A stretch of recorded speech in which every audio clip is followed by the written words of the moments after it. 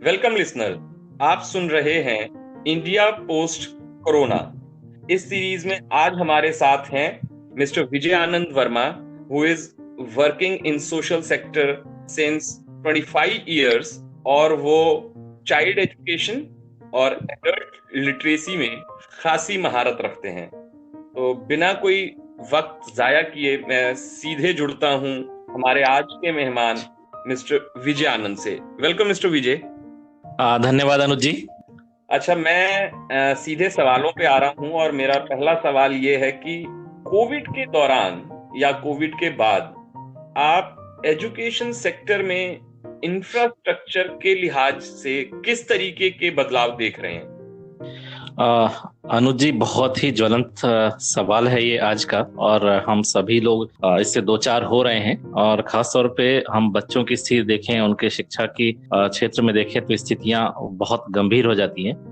गंभीर इस तरह से हो जाती हैं कि आप देखेंगे कि एक तरफ बहुत पलायन हो रहा है, जहाँ पे बच्चे उनके साथ में गांव में जा रहे हैं तो उनका एजुकेशन उस तरह से बिगड़ रहा है। और सबसे प्रभावित होने वाला यही गरीब तबका है, बच्चे जो हैं। और शहरों में तो आप देखेंगे फिर भी उसकी शैक्षिक सुविधाएं उपलब्ध हैं, पेरेंट्स वेल ऑफ हैं, उनके पास सारी इंटरनेट और तमाम सुविधाएं हैं, स्कूल भी प्रयास कर रहे हैं। और जो नए आधुनिक मीडिया के जो माध्यम है, उनके माध्यम से उनको शिक्षा कहीं ना कहीं पहुंच रही है। और नहीं भी पहुंच पा रही है तो वो लोग अपने घरों में उनको जो पढ़े लिखे पेरेंट्स है उनको कुछ ना कुछ प्रयास करके उनको एंगेज किए हुए हैं और वो शिक्षा उनको मिल पा रही है। स्थिति वहां भी बहुत अच्छी नहीं है।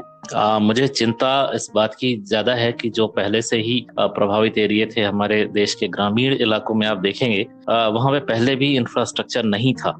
आप देखेंगे कि बहुत शिक्षकों की कमी थी, कमरों की कमी थी, लाइट्स नहीं है, बैठने की व्यवस्था नहीं है ना, कहीं पे बच्चों की सुरक्षा के लिए बाउंड्री नहीं है, खेल सामग्री नहीं है, बहुत सी चीजें हैं जो पहले भी नहीं थी। और इसी अभाव के चलते वहाँ के जो स्कूलों की एक दुर्दशा आप देख रहे होंगे मीडिया में, और सारी जगह पे ये सवाल उठते रहे हैं। तो उसमें आप पाएंगे कि वो स्थिति अब और ज्यादा गंभीर हो रही है। एक तरफ यहाँ से बच्चे जो जा रहे हैं और वहाँ के जो बच्चे थे तो क्या उतने तैयार हैं। एक जो डर है कोरोना का कि वो फैल जाएगा, और वो डर हर लेवल पे है। तो ऐसी स्थिति में इंफ्रास्ट्रक्चर के लिए बहुत जरूरी होगा। और मुझे इस समय राइट टू एजुकेशन के कुछ जो प्रावधान है वो याद आ रहे हैं। यदि वो राइट टू एजुकेशन के प्रावधान ही एक तरह से वहां पर लागू कर दिए जाएं तो काफी कुछ समस्याएं हल हो जाती हैं। और उसको थोड़ा सा और हमको आगे जाके बात करनी होगी कि उसमें थोड़े से और क्या सुरक्षा के, जैसे उसमें सैनिटाइजर है, मास्क है, स्कूल को सैनिटाइज करने की बात है, टीचरों की उपलब्धता है, ये सारे पे और हमको शायद वहां पे थोड़ा सा चेंज करना पड़ेगा। और इंफ्रास्ट्रक्चर में सबसे बड़ी कमी है कमरों की, जहाँ जो एक छोटे छोटे कमरों में बहुत सारे बच्चे बैठे होते हैं। तो मुझे लगता है कि वो अभी फौरी तौर पे कहें तो वो तो नहीं हो पाएगा, लेकिन गवर्नमेंट को इस तरफ प्रयास करने चाहिए। आगे के लिए पर्याप्त टीचर होने चाहिए, और वहाँ पे नए नए टीचिंग एड, इंटरनेट और इस तरह की सुविधाएं से उनको लवरेज करना पड़ेगा। तब कहीं जाके मुझे लगता है कि हम कहीं कुछ थोड़ा बहुत कर पाएंगे। और राइट टू एजुकेशन के यदि इसमें पैरामीटर लागू कर दिए जाए तो वो काफी चीजें वहीं पे मिटिगेट हो जाती है। आपको क्या लगता है, इससे इंफ्रास्ट्रक्चर की वजह से क्या शिक्षा की गुणवत्ता पर भी आने वाले समय में कोई फर्क पड़ेगा? ये आने वाले समय ही की बात नहीं है। मुझे लगता है इंफ्रास्ट्रक्चर एक बहुत महत्वपूर्ण पायदान है शिक्षा के लिए। जहाँ पे जैसे बेसिक सुविधाएं नहीं होंगी तो वहाँ पे बच्चों के लिए आकर्षण नहीं होता है बैठने के लिए। मतलब अंधेरे कमरे हैं, वेंटिलेशन प्रॉपर नहीं है, बच्चे की बैठने की व्यवस्था ठीक से नहीं है, लाइट पंखे की व्यवस्था नहीं है, तो वैसे भी प्रभावित कर ही रहा था। और आज की स्थिति में ही और ज्यादा प्रभावित करेगा।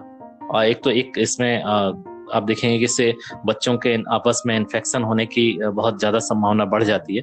तो ऐसी स्थिति में मुझे लगता है कि एक बहुत बड़ी जरूरत है इस समय कि इंफ्रास्ट्रक्चर पे हम काम करें और नए तकनीकों को अपनाएं शिक्षा में। तो मोटे तौर पे आप इन चुनौतियों से उबरने के लिए 2-3 कौन से बड़े बड़े उपाय या सुझाव देना चाहेंगे? जैसे मैंने अभी राइट टू एजुकेशन का जिक्र किया, मुझे लगता है कि बहुत समय से ये पेंडिंग है। ये अधिकार हमको मिला था 2010 में।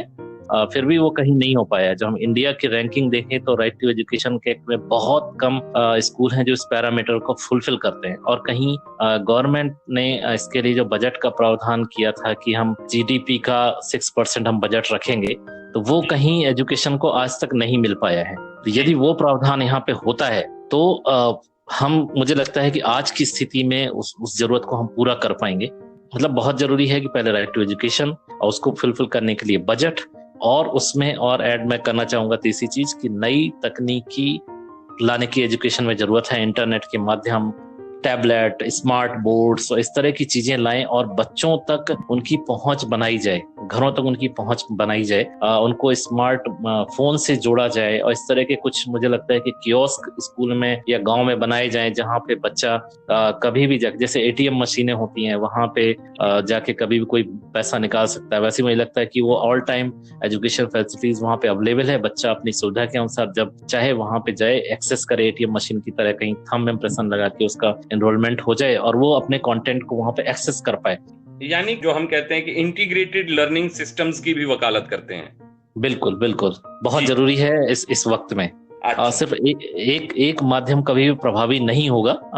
आप देखेंगे कि जो शायद इस समय गवर्नमेंट बैलेंस भी कर पाएगी इन चीजों को, यदि अपनाती है तो बच्चों तक पहुंच बना पाएगी। और गरीब तबके में खासतौर पे जो गांधी जी का सपना था कि हमारे ग्रामीण इलाके हैं उनको संपन्न बनाया जाए, उन तक ये सुविधाएं पहुंचे, और हम कहीं ना कहीं डिस्क्रिमिनेट कर रहे हैं अपने शहर के बच्चों और ग्रामीण बच्चों में। तो शहर के स्कूल, सरकारी स्कूलों को देखें तो बहुत अच्छे हैं, सुविधा संपन्न है, लेकिन गांव के बच्चों में वही बच्चे हैं, लेकिन आप देखेंगे कि वही सरकार है, वही बजट है, लेकिन वहाँ वो सुविधाएं नहीं है। तो हमें लगता है वो गांधी जी का भारत शायद वही होगा जहाँ पे बराबर हो सुविधाएं, एक समान सुविधा हो, एक समान फैसिलिटीज हो।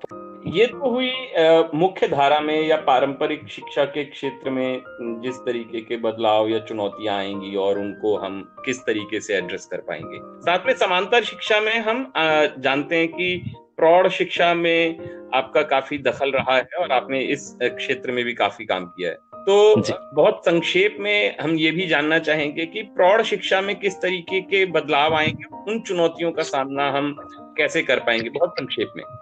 जी, प्रौढ़ शिक्षा के क्षेत्र में देखें तो मुझे लगता है कि जो अभी प्राइमरी एजुकेशन है उसकी प्रायोरिटी इसीलिए कहीं नहीं बन पा रही क्योंकि हमारे एडल्ट्स एजुकेटेड नहीं है। चूंकि वो एजुकेटेड नहीं है तो वो बच्चों के लिए भी प्रायोरिटी में नहीं है, उनकी लिस्ट में एजुकेशन पहले नंबर पे नहीं आता है, तो इसलिए वो कहीं उन चीजों पे ध्यान नहीं देते हैं। इसलिए बच्चे यदि खेल रहे हैं, घूम रहे हैं, या शायद वो उस क्वालिटी को मॉनिटर नहीं कर पा रहे हैं, उनको बच्चों को हेल्प नहीं कर पा रहे हैं, और कहीं पे ये भी है कि वो इसी वजह से स्कूल तक भी नहीं पहुंच पा रहे हैं, उनकी जो आकर्षण है शिक्षा के प्रति वो नहीं है। तो बहुत जरूरी होगा कि एडल्ट एजुकेशन पे हम जोर दें, अभिभावकों को पढ़ाएं, कहीं इंटीग्रेटेड प्रोग्राम कुछ चलाने की जरूरत है जहाँ पे हम शायद बच्चों को ये बोल पाए, पेरेंट्स प्रायोरिटी में ये चीजों को ले आए और इसके महत्व को समझें। यदि वो पढ़े लिखे होंगे तो अपने आप ये प्रायोरिटी में आ जाएगा।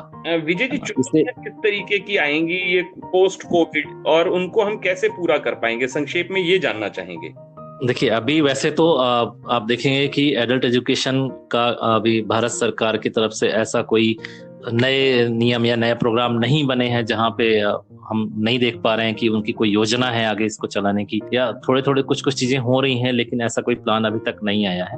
तो चुनौती तो सबसे बड़ी यही होगी कि इस कोविड के उसमें जहाँ पे एक तरफ पेरेंट इलिटरेट हैं, वहीं दूसरी तरफ बच्चे भी जो है आज उसी राह पे चल रहे हैं क्योंकि हमारे स्कूल या हमारे गाँव उतने तैयार नहीं है। तो हम कहीं एक जो है रिफ्ट दो तरह के समाज की, एक शहरी समाज और ग्रामीण समाज में, उसको हम तैयार कर रहे हैं। तो जरूरी होगा कि हम इसको पॉलिसी बनाएं और एक इंटीग्रेटेड प्रोग्राम बनाएं जहां पे शायद स्कूलों को, अभिभावकों को इनरोल करना चाहिए, साथ में पढ़ पाएं। कुछ फैमिली प्रोग्राम बनाने की जरूरत है, कुछ इस तरह से कि पेरेंट्स को उनको अपने बच्चों को पालन पोषण को करते हुए उनके स्किल डेवलपमेंट के कुछ प्रोग्राम उससे रिलेट करने चाहिए। इस तरह कुछ प्रोग्राम नई टेक्नोलॉजी के साथ लेके आने चाहिए।